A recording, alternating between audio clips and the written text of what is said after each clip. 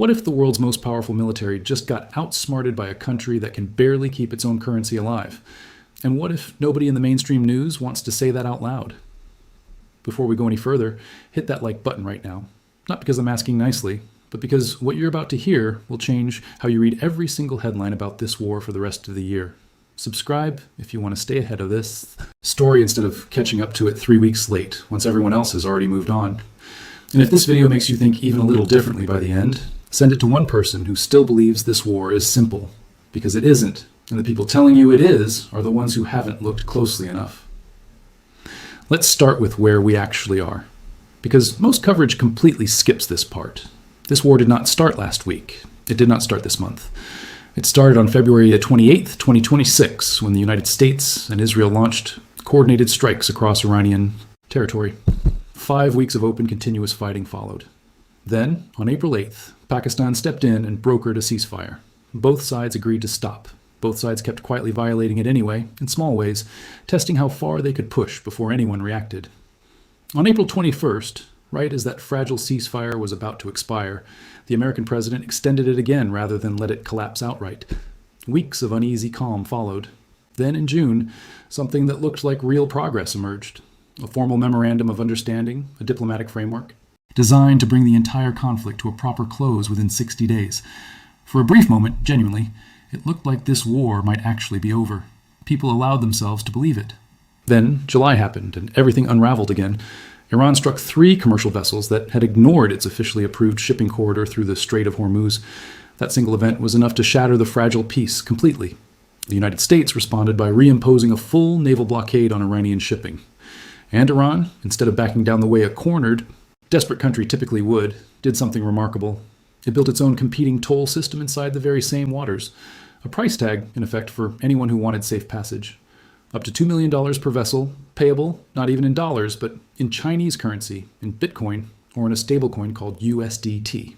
According to Lloyd's List Intelligence, the organization that actually tracks global shipping movements in real time, not a single Western Allied vessel has transited that route since early May. Just sit with that for a second, because it matters more than it sounds. The most powerful navy on the planet reimposed a blockade meant to choke Iran's economy. And Iran's response wasn't panic. It was to build its own parallel economic system inside the same stretch of water, effectively laughing off the blockade while profiting from it at the same time.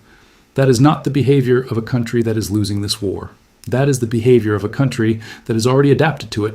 By early August, more than 5 months into open and semi-open conflict, the human toll had become impossible to hide behind press briefings. Central Command's own published figures show roughly 290 American service members injured across the campaign so far. Civilian mariners have died in incidents connected to the Hormuz blockade. Desalination plants supplying drinking water to entire Iranian provinces have been damaged in strikes, leaving ordinary families without clean water through no fault of their own. And on August 7th, the President of the United States told reporters, in his own words, that the war has got to end pretty soon, adding that he doesn't believe Iran can go much longer. Here's the problem with that particular sentence. It has been said before. Different words, same underlying hope, back in April, again in May. Iran kept absorbing the pressure anyway, week after week, without the collapse everyone kept predicting. And that pattern, a stronger power repeatedly forecasting its opponent's imminent collapse, a collapse that never quite arrives on schedule, should make every single one of us stop and ask a harder, more uncomfortable question. What if the underlying assumption itself has been wrong from the very beginning? What if we've all been measuring the wrong thing this entire time, the way people so often do right before they lose? To really understand what's happening here, you need a framework, a lens that actually explains the pattern instead of just describing it. I call it the cost trap. And once you see it clearly, you will not be able to unsee it in any conflict involving a stronger power up against a smaller, more determined one. Here's the simple version. When a smaller nation cannot outbuild a superpower in raw military hardware, it doesn't even try. Attempting to match F-35s with equal aircraft, missile for missile, ship for ship, is a losing game before it even begins, and everyone involved knows it. So instead, the smaller nation designs an entirely different kind of war. One where every single tool the superpower deploys to fight back ends up costing far more than the thing it's actually fighting against. The goal here isn't victory in the traditional sense, capturing territory or destroying an enemy's army outright. The goal is to make the fight itself too expensive to sustain indefinitely, until the stronger side eventually looks at the numbers and quietly decides it simply isn't worth continuing anymore. Picture it like this. Imagine someone across the street keeps throwing small pebbles at your window day after day for months. Each pebble costs them next to nothing to throw. But instead of simply ignoring the occasional broken pane, you hire an elite, highly trained security team to intercept every single pebble midair before it can even touch the glass. Your window never actually breaks, not once. But every single day, your bank account gets a little emptier while theirs barely moves at all.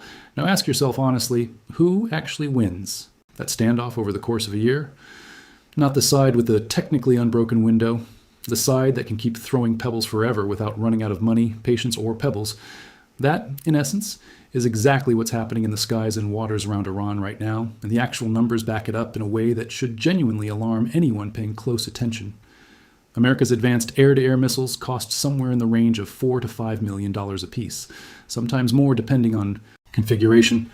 Iran's loitering drones, the kind that first appeared prominently in conflicts around Nagorno-Karabakh and later became infamous across the Ukraine battlefield, cost as little as $20,000 to $50,000 to manufacture and deploy. Do that division yourself, right now, in your head. You're looking at a cost gap somewhere between 80 to 1, and by some estimates, over 200 to 1. Every single time an expensive interceptor gets used to stop one of these cheap drones, the underlying math quietly tilts a little further in Iran's favor. Not because Iran is winning individual battles in any conventional sense. Because Iran is slowly, patiently winning the accounting, one intercepted drone at a time, and accounting wins wars just as surely as battlefield victories do, only slower and quieter. This is precisely the mistake American strategists made once before, decades ago, in a completely different jungle, in a completely different war. During Vietnam, the U.S. military obsessively tracked everything it could measure with precision. Bombing tonnage, kill ratios, sortie counts, numbers. It looked absolutely dominant on paper, week after week, briefing after briefing. What that same military failed to measure, what it couldn't easily quantify in a spreadsheet, was how much pain the other side was genuinely willing to absorb, and how cheaply Hanoi could keep rebuilding after every single American strike. North Vietnam never needed to match American firepower dollar for dollar. It only needed to outlast American patience, loss for loss, year after year, until the political cost back home in America became unbearable, and it did exactly that. Iran has studied that lesson for 50 years now, in painstaking detail, through its own military academies and strategic planning institutions. It is not guessing its way through this war blindly. It is running an old, well-tested playbook, updated for drones, missiles, and modern shipping lanes, instead of jungle trails. Now, let's talk about the Strait of Hormuz, because you genuinely cannot understand this entire conflict without understanding this one narrow stretch of water. Roughly a fifth of the entire world's oil supply passes through it every single year. Not America's oil supply specifically, the world's oil supply. Iran sits directly along its northern shore, and for decades now, it has quietly, patiently built anti-ship missile batteries, fast attack boats, naval mines, and drone infrastructure all along that coastline, waiting for exactly this kind of moment. Analysts have warned for years that a serious, sustained Iranian effort to fully choke that strait could send global oil prices spiking by 40 to 60% within just 3 days of starting. And yet, notice something genuinely important here. Iran has not chosen to fully close that strait, even now, even under intense pressure. It set up a toll system instead, a controlled, monetized disruption rather than a total, chaotic shutdown. That is not because Iran lacks the physical ability to do far more damage than it currently is. It's because a weapon that powerful is worth infinitely more sitting loaded and ready than it has actually fired. A country that plays its single strongest card too early loses all of its remaining leverage the moment the card hits the table. Iran is choosing, quite deliberately, to keep its biggest possible threat sitting patiently in reserve rather than using it now in the middle of an already chaotic war. That is not the behavior of a country flailing helplessly under unbearable pressure.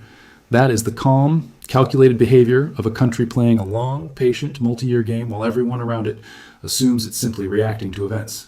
If you're starting to see the real shape of this argument now, that's exactly where I want you to be. Before we go any deeper into this, take a second and comment one single word below telling me what has surprised you the most so far. It genuinely helps me understand which parts of this story people actually need explained more clearly. And honestly, reading through your replies afterward is one of the best parts of making videos like this one. Now let's talk about the piece almost nobody in mainstream media coverage is spending anywhere near enough real time on. Tankers. Not tanks, not fighter jets, not aircraft carriers. Tankers, the flying, refueling aircraft that quietly make long-distance American air power physically possible in the first place. the unglamorous backbone that almost never makes it into a headline. Here's why this matters so enormously. A modern American fighter jet, on its own internal fuel alone, has a combat radius of only a few hundred miles before it has to turn around. That's it. Without airborne refueling support, most of these advanced aircraft simply cannot reach distant battlefields, complete a mission, and safely make it home again. Refueling tankers are what quietly transform a short-range fighter jet into a genuine global power projection tool, capable of striking almost anywhere on the planet. They are, in a very real and practical sense, the flying gas stations that America's entire long-range air campaign fundamentally depends on every single day this war continues. And current defense assessments have raised serious concerns for years now about a structural shortage inside America's tanker fleet, a shortage that becomes genuinely dangerous the exact moment the military needs to operate in more than one region of the world at the same time. Iran understands this dependency intimately, deeply, because studying American military doctrine in painstaking detail has been something close to a national obsession inside Tehran for half a century now. Any adversary that can meaningfully complicate tanker operations, force them to fly further back from the front lines, or simply make their positions less predictable and more vulnerable doesn't need to actually shoot down a single fighter jet to win. It just needs to quietly shrink the effective range at which those fighter jets can operate at all. When the gas station gets pushed further back, the entire operational radius of the whole air campaign shrinks right along with it, invisibly, without a single dramatic headline moment. There's a second structural problem too, and it genuinely helps explain why targeted strikes deep inside Iran haven't produced the kind of rapid collapse many analysts confidently expected back in February. Iran's military command structure has been deliberately, methodically restructured over the past decade into what analysts at institutions like Harvard's Belfer Center describe as a mosaic defense architecture. In simple, plain terms, instead of relying on one single central command that controls absolutely everything from the top down, Iran built dozens of semi-independent regional command structures, each fully capable of continuing to operate on its own, even if the central leadership in Tehran is disrupted or temporarily cut off entirely. You simply cannot cut the head off a snake that was specifically, intentionally built from the ground up to survive losing its head. Striking a headquarters building in Tehran doesn't paralyze the entire system, because the system itself was never designed to depend that heavily on any one single headquarters in the first place. Now here's where I owe you real, genuine intellectual honesty, because any argument worth making has to be able to survive its strongest counterpoint, not just its weakest, easiest one. There is a serious, legitimate case to be made that none of this is actually strategic genius at all, that Iran isn't quietly executing some brilliant long-term doctrine behind the scenes, that it's simply a country in genuine economic freefall, lashing out because it has no meaningfully better options left available to it. And the numbers behind that particular argument are entirely real, not exaggerated. Iran's economy has been under enormous, sustained strain for years now. Inflation has remained painfully high for a long stretch. The national currency has lost a massive share of its value against the dollar. Everyday living conditions inside the country have deteriorated noticeably and visibly throughout this war. A nation in that kind of condition, the argument reasonably goes, isn't playing some elaborate four-dimensional chess game. It's simply surviving one difficult day at a time. And what looks like brilliant strategy from the outside might genuinely just be desperation, dressed up convincingly as doctrine by outside observers looking for a pattern that isn't really there. That is a fair, serious argument, and I'm not going to pretend otherwise just to make my own case sound stronger. But here's what that particular argument really struggles to explain, no matter how you frame it.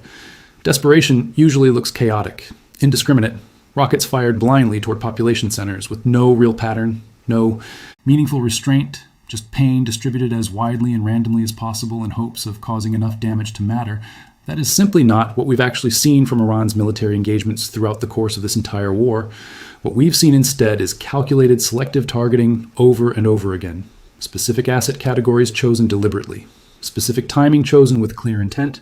Responses that consistently, almost suspiciously, avoid crossing the one line that would immediately guarantee massive, unrestricted American retaliation, namely direct, undeniable attacks on American personnel themselves. A country in genuine, total, desperate collapse rarely manages to show that level of sustained discipline. Discipline like that takes years of careful doctrine development and repeated rehearsal to build. You simply do not improvise sophisticated anti-access strategy in the middle of an active crisis. You build it quietly over the course of an entire decade, and then you deploy it precisely when the moment finally calls for it. And there's one more thing the desperation argument really cannot adequately explain, no matter how you twist it. The restraint. If Iran were truly cornered with absolutely nothing left to lose, we would reasonably expect maximum force, applied immediately and without hesitation. A full, total shutdown of the entire Strait of Hormuz. Massive missile barrages aimed directly at Israeli population centers with no attempt at precision. Instead, what we've actually witnessed consistently, month after month, is calibrated escalation. Total system instead of a total blockade. Selective, targeted military responses instead of indiscriminate ones aimed at maximum casualties. Official public statements that stay measured and controlled even in the very middle of active, ongoing war. That is simply not the behavior of a state teetering on the edge of total collapse. That is the behavior of a state carefully, patiently managing its remaining leverage, card by card, deliberately refusing to play its strongest hand until the exact right moment arrives. Let's bring all of this together now into one single clear picture, because this is genuinely the part that matters most for you, wherever in the world you happen to be watching this from. The trap works in distinct stages, and once you understand them, you'll recognize this pattern everywhere. First, force the stronger power to spend enormous amounts of money and resources defending a smaller ally or simply protecting its own increasingly vulnerable assets. Second, demonstrate publicly and repeatedly, again and again, that those extremely expensive resources remain genuinely vulnerable no matter how much additional money gets poured into defending them further. Third, and this is really the entire endgame of the whole strategy, force the stronger power into an impossible no-win choice. Either keep fighting and continue bleeding resources at a completely unsustainable rate, or pull back entirely and quietly absorb the significant reputational damage of appearing to have been deterred by a much smaller, far weaker opponent. Neither option ever feels like a real victory. And that, right there, is the entire hidden point of the trap in the first place. It was never designed to be won outright in any traditional sense. It was designed from the very beginning to make winning simply too expensive to be worth pursuing any further. All right, quick pause here, because I don't want to lose you right before the most important part. If this framework is genuinely reshaping how you think about this entire war, do me a real favor and drop a like on this video right now, wherever you happen to be watching it. It takes about 1 single second, and it directly, mathematically determines whether this analysis actually reaches other people who genuinely need to see it, or whether it quietly disappears into the algorithm within a few hours. I promise you, the ending of this video is absolutely worth staying for. Now let's talk about the country that's watching all of this unfold more carefully, more patiently, and more analytically than anyone else on the entire planet right now. It isn't Israel. It isn't even the United States, despite being the primary combatant. It's China. Beijing has spent years quietly running its own separate calculation, one centered almost entirely around a completely different flashpoint, Taiwan. The core underlying question inside Chinese strategic planning circles isn't really about missiles or aircraft carriers at all, at least not directly. It's about political will. Specifically, exactly how much sustained cost the American public and the broader American political system are genuinely willing to absorb in defense of a serious commitment thousands of miles away from home, especially once that commitment starts to feel expensive, prolonged, and stubbornly unresolved month after month. Every single extra week this war drags on without a clean, decisive resolution is, whether anyone sitting in Washington wants to openly admit it or not, another valuable data point quietly logged by planners sitting in Beijing. Every time the naval blockade gets reimposed and then immediately challenged again by Iran, every ceasefire that collapses within mere weeks of being formally signed with great fanfare, every fresh headline about tanker shortages, rising casualty counts, or another disrupted oil shipment. None of it needs to be individually dramatic on its own to matter.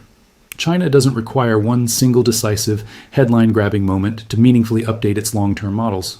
It only needs patterns, quietly repeated evidence collected patiently over many months, clearly showing exactly how much strain a prolonged, genuinely costly conflict places on American resolve, on American resources, and on American public patience over time. That's not remotely a crisis for Beijing to manage. That's essentially free, high-quality research delivered directly to them in real time, courtesy of a war they aren't even fighting themselves. So here's what I'd actually watch closely over the coming weeks and months ahead, because these are genuinely the signals that matter far more than any single dramatic headline you'll see pop up on your phone. Watch closely whether the naval blockade holds steady or gets meaningfully reshaped again in the near future. Every single time it noticeably wavers or gets adjusted, it quietly tells you something important about exactly how much sustained pressure Washington can genuinely absorb before the mounting political costs at home start to outweigh the original strategic goals set abroad. Watch the diplomatic track especially closely, particularly any fresh movement involving Pakistan again, or any emerging, previously unseen mediation efforts coming out of Beijing itself. If China suddenly starts playing a larger, more visible role in actively brokering peace here, that alone tells you a great deal about which rising power is quietly positioning itself as the responsible, stabilizing adult in the room, while America and Iran continue exhausting each other economically and militarily. Watch closely how the various Gulf states behave over the coming weeks, particularly Saudi Arabia and the UAE specifically. These particular countries have spent years now carefully, delicately balancing their existing security ties with Washington against their simultaneously growing economic relationships with Beijing. If either of them quietly starts opening new diplomatic channels toward Tehran, even ones deliberately dressed up publicly as purely economic or humanitarian in nature, that's a genuinely significant signal that regional confidence in long-term American deterrence is meaningfully shifting underneath the surface, whether any official ever says so publicly or not.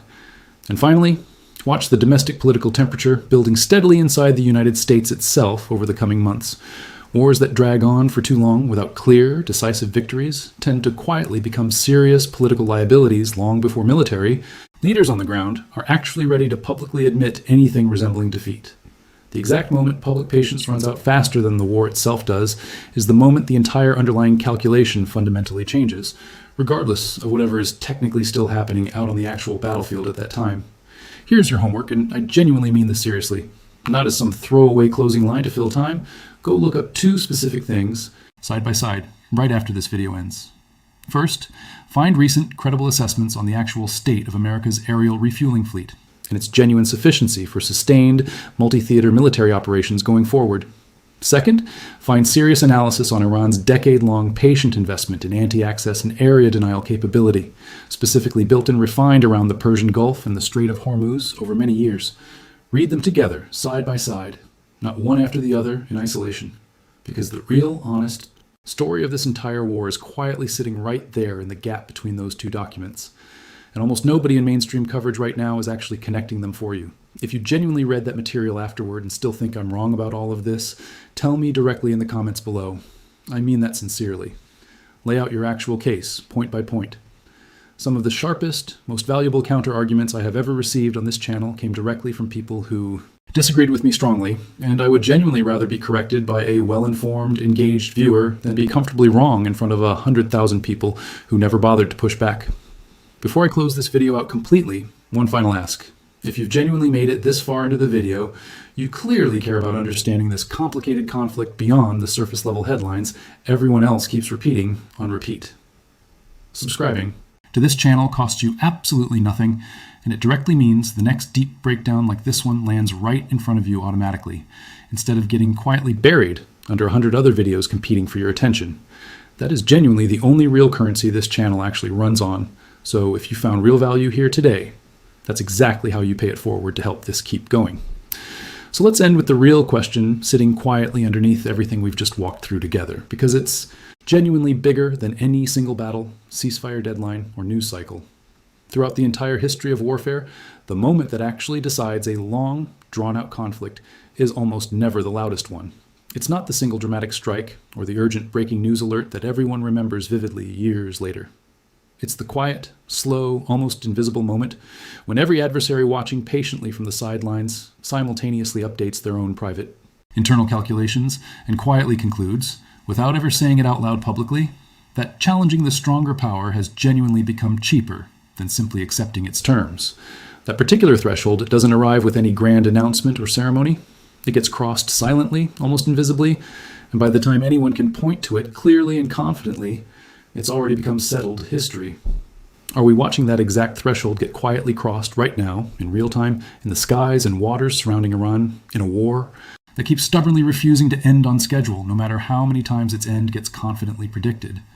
Or is this simply what a wounded, struggling nation genuinely looks like, right before American resources and patience ultimately outlast it completely?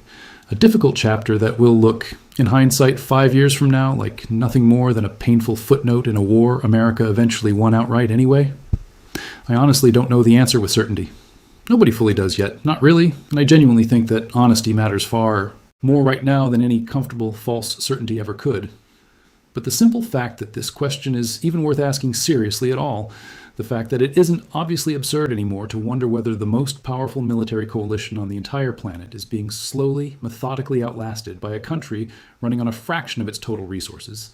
That alone should tell you almost everything you need to know about exactly where this conflict truly stands, right now, today. Who actually wins a long, grinding war like this one in the end?